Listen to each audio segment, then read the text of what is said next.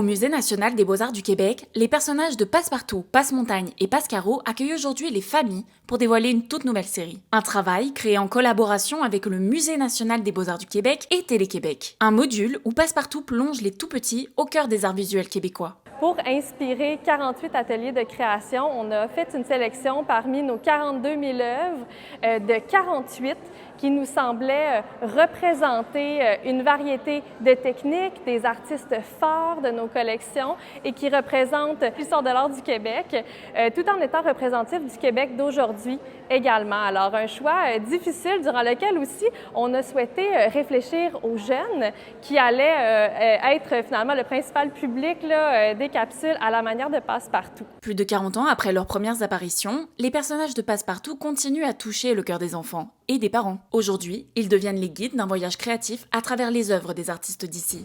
Une tête de perroquet. Pareil comme ce qu'on a fait avec Passepartout, à la base, c'est une émission de télévision, mais pour plein de parents, pour plein de familles, la télévision, c'est la première porte d'accès à la culture.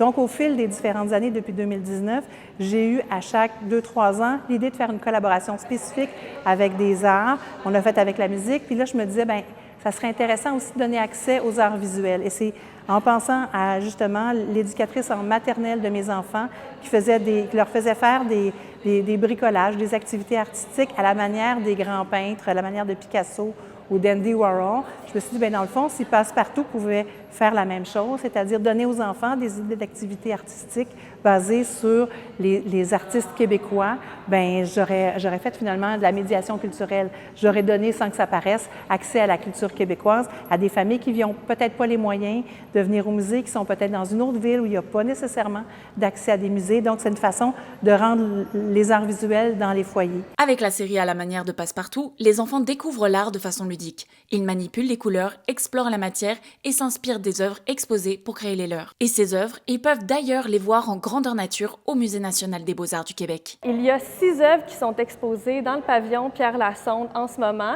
Il y en aura une 7e avec Poussière de soleil de Jean-Paul Riopel qui sera exposée dès l'automne. Et il y a bien plus largement une foule d'autres œuvres qui sont accessibles sur les capsules, d'artistes qui sont exposés sans que leur œuvre soit nécessairement présentée actuellement. Alors vraiment, là, c'est une belle porte d'entrée pour découvrir l'art du Québec. Les œuvres de Jean Dallaire, Marc-Aurèle Fortin, Clarence Gagnon et plusieurs autres se retrouvent au Musée national des beaux-arts. Les capsules, à la manière de Passepartout, sont d'ailleurs disponibles en QR code à côté des œuvres qui leur sont dédiées. Moi, ce que je trouvais important, c'est justement pour chacune des capsules d'avoir une œuvre, un artiste, puis une méthode, une manière de faire, une technique, mais aussi donner des clés de compréhension des œuvres québécoises. Souvent, l'art visuel n'est pas nécessairement accessible à tout le monde. Puis ce qui nous aide comme adultes, c'est quand on est capable de lire ce que les commissaires ont fait, les livres, les cartels, nous donner de l'information. Et je me dis, est-ce que je suis capable, à hauteur d'enfant, de donner des clés de compréhension d'œuvres pour pouvoir se mettre dans une posture puis apprécier l'œuvre. L'aventure créative ne s'arrête pas ici. 6 des œuvres présentées dans les capsules peuvent déjà être admirées au musée, permettant aux familles de plonger dans l'expérience au-delà de l'écran. Du côté de Télé-Québec, 24 capsules sont disponibles dès aujourd'hui. Les 24 autres rejoindront la série en janvier 2026.